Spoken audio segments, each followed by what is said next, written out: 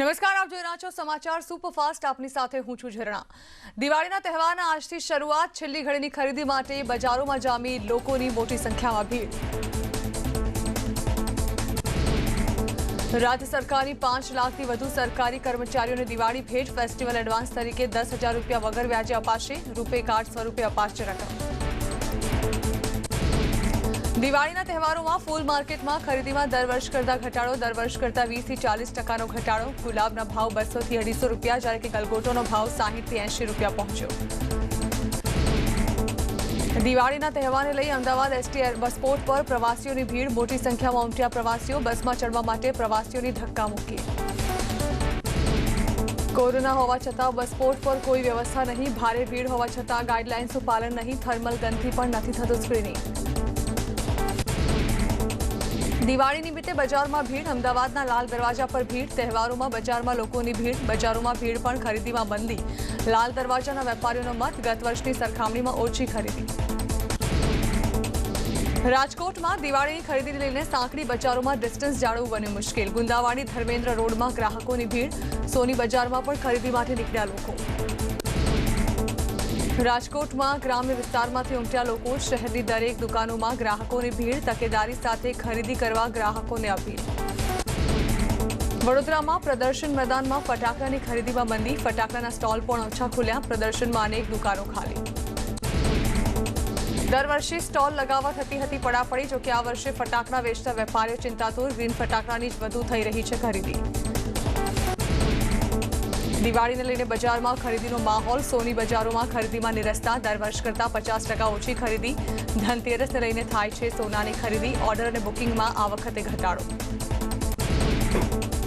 વડોદરાના મીઠાઈ બજારમાં પણ મંદીની સ્થિતિ. કોરોનાને લીધે ગ્રાહકો જ નહીં, અણસાર હોવાને લીધે વેપારીઓએ મીઠાઈ ઓછી જ બનાવી. આ વર્ષે રંગીલા રાજકોટના બજારોમાં પણ મંદીનો માહોલ. દિવાળીમાં પણ બજારો જોવા મળી રહ્યા છે સુમસાન.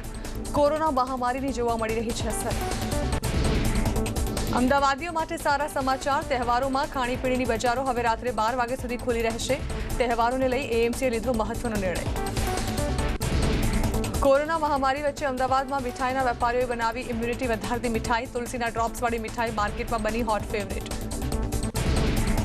કેટલાક વેપારીઓએ રોગ પ્રતિકારક શક્તિ વધારતી કતરી અને ઇમ્યુનિટી બુસ્ટર ક્યુબ બનાવ્યા. ઇમ્યુનિટી વધારતી મીઠાઈનો ભાવ 1100 રૂપિયા કિલો રખાયો. દિવાળીના તહેવારને લઈ જામનગરના કલેક્ટરની જાહેર જનતાને વિનંતી. લોકોને સંયમ રાખવાની સાથે કહ્યું કે આ દિવાળી છેલ્લી દિવાળી ન બની રહે તે માટે ખાસ ધ્યાન રાખજો. દિવાળીના તહેવારને લઈ રોશનીથી શણગારાયું જગત મંદિર દ્વારકા. દિવાળી નૂતન વર્ષના તહેવારોને લઈને ખાસ રોશની કરાઈ. દિવાળીના તહેવારને લઈ યાત્રાધામ શામળાજીના મંદિરને લાઇટ્સની રોશનીથી શણગારાયું. આજથી નવા વર્ષ સુધી મંદિર લાઇટોની રોશનીથી ઝળહળશે. કોરોનાને લઈ શામળાજીમાં ભક્તોની છે પાંખી હાજરી. રામનગરી અયોધ્યામાં દીપોત્સવની તૈયારીઓ. રામ કી પેઢીથી લઈને આખા નગરમાં 2 કરોડથી વધુ નાના મોટા બલ્બ લગાવાયા. રામનગરીના મુખ્ય પ્રવેશ દ્વારથી 1 કિલોમીટર સુધીમાં રોશનીથી ઝળહળતા 24 દ્વાર. અયોધ્યામાં તમામ 24 ઘાટ પર 10,000 વોલેન્ટિયર 6 લાખથી વધુ દીવા પ્રગટાવશે. આખા કાર્યક્રમનું ડ્રોનથી મેપિંગ કરાશે. ઉત્તર પ્રદેશના વારાણસી માર્કેટમાં દિવાળીની રોનક જોવા મળી. દિવાળી પૂજા માટે લોકો ફૂલોની ખરીદી કરતા જોવા મળ્યા. કોરોનાના કારણે આ વખતે ફૂલોની કિંમતમાં પણ વધારો જોવા મળ્યો. ઉત્તર પ્રદેશના મથુરામાં વિધવા મહિલાઓએ દિવાળીની ઉજવણી કરી. યમુના ઘાટ પર દીવા પ્રગટાવી મહિલાઓએ કરી દિવાળીની ઉજવણી. ઉત્તર પ્રદેશના પ્રયાગરાજમાં ઇકો ફ્રેન્ડલી દિવાળીની ઉજવણી. અલ્હાબાદ યુનિવર્સિટીના વિદ્યાર્થીઓ દ્વારા ખાસ આયોજન. અલ્હાબાદ સંગમ ઘાટ પર માટીથી દિવાળી લખી ઉજવણી કરી. પ્રદૂષણ મુક્ત દિવાળી ઉજવવા લોકોને સંદેશ. ઉત્તર પ્રદેશની શ્રી ગુરુ ગૌશાળામાં કામ કરતી મહિલાઓની કલાકારી. દિવાળી માટે ઇકો ફ્રેન્ડલી દીવા તૈયાર કર્યા. માટીના દીવા સાથે ડેકોરેશન માટે અલગ અલગ પ્રકારના રમકડા બનાવ્યા. મહિલાઓએ પૂજા સામગ્રીના કેટલાક સિક્કાઓ પણ માટીથી બનાવ્યા. દીવાને રંગબેરંગી કલરથી રંગીને દિવાળીની તૈયારીઓ કરાઈ. ઉત્તર પ્રદેશના કાનપુરમાં દિવાળીની રોનક જોવા મળી. દિવાળી માટે લોકો ખરીદી કરતા નજરે પડ્યા. તહેવારમાં ઘરના ડેકોરેશન માટે માર્કેટમાં અલગ અલગ પ્રકારની વસ્તુઓ ઉપલબ્ધ. દિવાળીની ખરીદી માટે દિલ્હીના કરોલબાગમાં મોટી સંખ્યામાં લોકો ખરીદી કરતા નજરે પડ્યા. અમુક જગ્યાઓ પર લોકો માસ્ક વગર દેખાયા તો કેટલીક જગ્યાઓ પર સોશિયલ ડિસ્ટન્સિંગનો અભાવ. દિલ્હી હાઈકોર્ટે લોકોની ભારે ભીડ અને છૂટછાટ આપવાને લઈ કેજરીવાલ સરકારની ઝાટકણી કાઢી। કોર્ટે કહ્યું કે દિલ્હીમાં સંક્રમિતોની સંખ્યા બેકાબૂ, સરકાર પાસે કોરોનાને કાબૂમાં રાખવા કોઈ રણનીતિ છે કે નહીં। તો આ તરફ ઉત્તર પ્રદેશના આગ્રામાં પણ ભારે સંખ્યામાં લોકો ખરીદી કરતા નજરે પડ્યા। ખરીદીમાં વ્યસ્ત લોકો સામાજિક અંતર ન જાળવી શક્યા। કર્ણાટકના કાલાબુગીમાં દિવાળી માટે અલગ અલગ પ્રકારના તોરણ જોવા મળ્યા। રાજ્યની લોકલ સંસ્કૃતિ ત્યાંની ચીજવસ્તુઓમાં જોવા મળી। દિવાળી પર ઘરની રોનક વધારતી અલગ અલગ પ્રકારની લાઇટ્સ ખરીદી। દિવાળીની ખરીદીમાં વ્યસ્ત લોકો કોરોનાના નિયમો ભૂલ્યા। કલાબુગી માર્કેટમાં ભારે સંખ્યામાં લોકો ખરીદી કરતા નજરે પડ્યા। નિયમો નેવે મૂકી દિવાળીની ખરીદી। બેંગાલુરુમાં દિવાળીને લઈ એક નવો કન્સેપ્ટ જોવા મળ્યો। ફટાકડા ફોડવા નહીં પરંતુ ફટાકડા ખાવાના કન્સેપ્ટ સાથે ચોકલેટના ફટાકડા બનાવાયા। રોકેટ, ચકેડી, કોઠી સહિતના ચોકલેટના ફટાકડા। બેંગાલુરુમાં આ વખતે કુંભારોની દિવાળી ફીકી પડી। કોરોનાની અસર દિવાળી પર પડતા દીવાનું વેચાણ નહીં, ગ્રાહકો ન આવતા વેપારીઓને ભારે હાલાકી। કોરોનાને કારણે તહેવારોમાં જોવા મળી નિરસ્તા। કર્ણાટકમાં ગ્રાહકો નથી કરી રહ્યા ખરીદી, દીવાનું વેચાણ ન થતા વેપારીઓ પરેશાન। ત્રિપુરામાં દિવાળીની તૈયારીઓ પૂરજોશમાં। મહિલાઓએ દિવાળી માટે ખાસ બંબુ કેન્ડલ બનાવી। કેન્ડલમાં ત્રિપુરાની સંસ્કૃતિના ચિત્રો પણ જોવા મળ્યા। મેક ઇન ઇન્ડિયાને સપોર્ટ કરતી મહિલાઓએ તમામ કેન્ડલ હાથથી બનાવી। હાથથી કેન્ડલ પર રંગ કરાયો। અલગ અલગ પ્રકારની નાની મોટી દિવાળીની રોનક વધારતી બંબુ કેન્ડલ। કોરોના અને પ્રદૂષણે આ વખતે ફટાકડાના વેચાણ પર બ્રેક લગાવી। મોટાભાગના શહેરોમાં આ વખતે ફટાકડાનું વેચાણ ખૂબ જ ઓછા પ્રમાણમાં જોવા મળ્યું।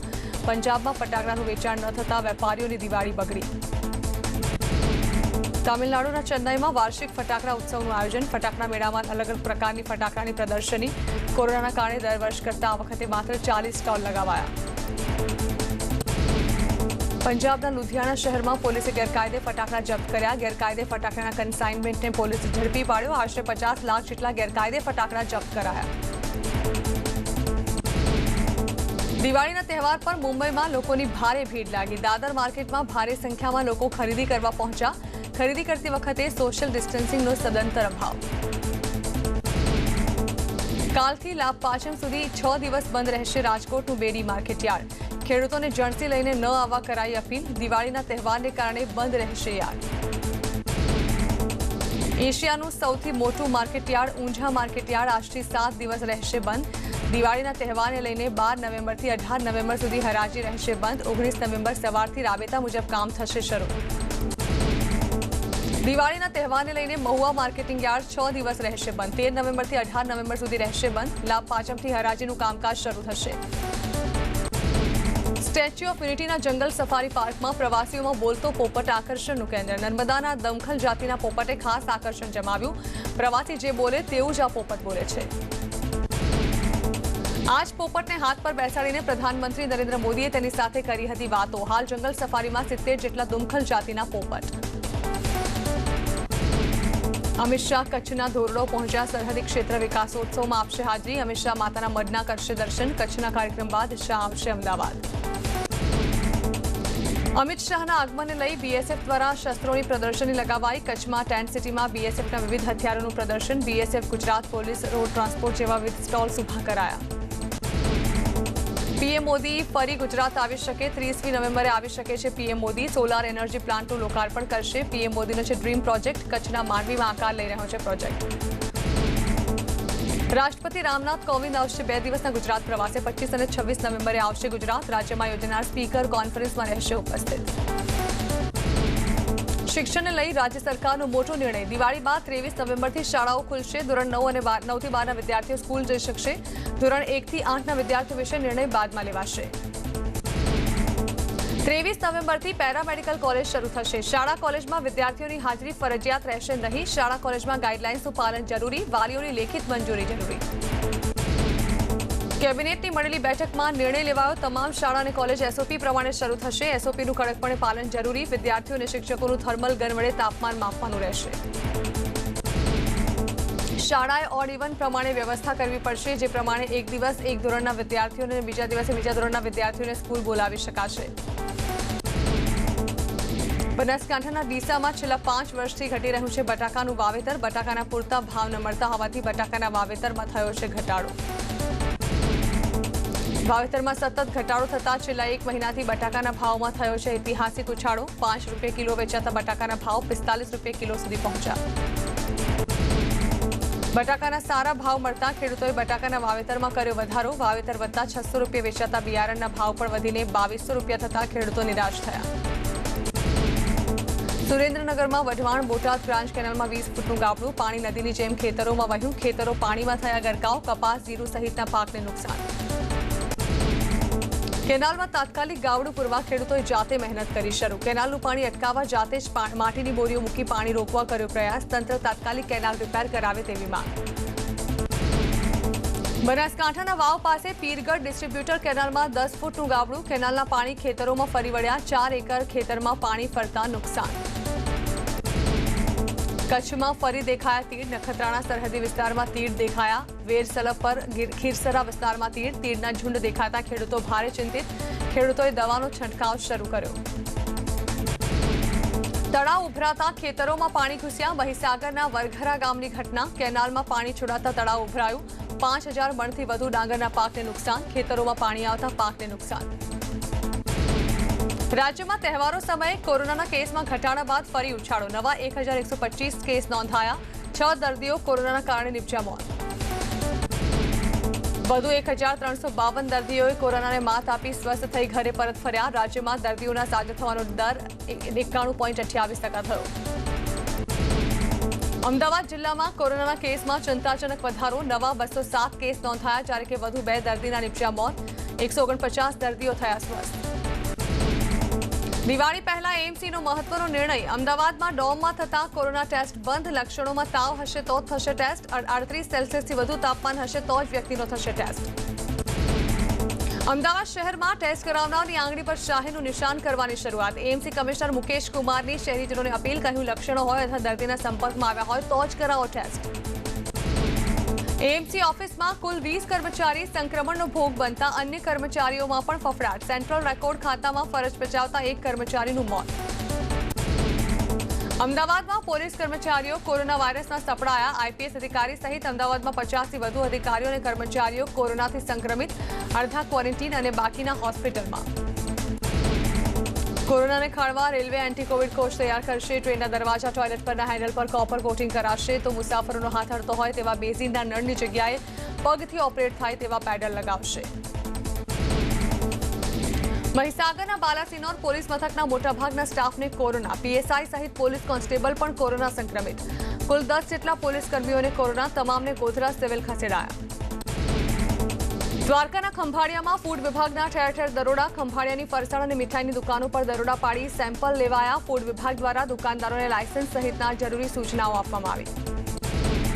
અમદાવાદની સામાજિક સંસ્થામાં રહેતા 5 વર્ષના મહેન્દ્ર નામના બાળકે ઇટલીના દંપતીએ દત્તક લીધો। અમદાવાદ જિલ્લા કલેક્ટરે તમામ પ્રક્રિયા પૂર્ણ કરી મહેન્દ્રને નવા માતા પિતાને સોંપ્યો। રજવાડાના સમયની જામનગરની આયુર્વેદિક સંસ્થાને મળશે રાષ્ટ્રીય દરજ્જો। ધનતેરસના દિવસે પ્રધાનમંત્રી મોદી ઈ વિમોચન કરશે। સંસ્થા દ્વારા રાષ્ટ્રીય તેમજ આંતરરાષ્ટ્રીય સ્તરના આયુર્વેદ અભ્યાસક્રમોનું શિક્ષણ અપાય છે। મહેસાણા જિલ્લાના લોકો માટે ખુશીના સમાચાર। તારંગા રેલવે ટ્રેક સંપૂર્ણ તૈયાર થયો। હવે તારંગા ટેમ્પલેટ સુધી દોડશે ટ્રેન।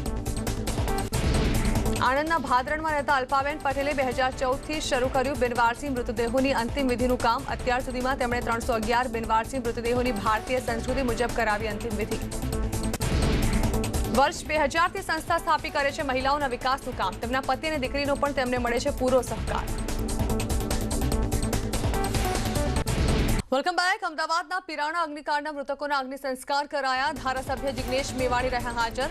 ઘટનાની તપાસ ડીસીપીને સોંપવાની અને મૃતકોના પરિવારને 20 લાખના વળતરની માંગ કરાઈ।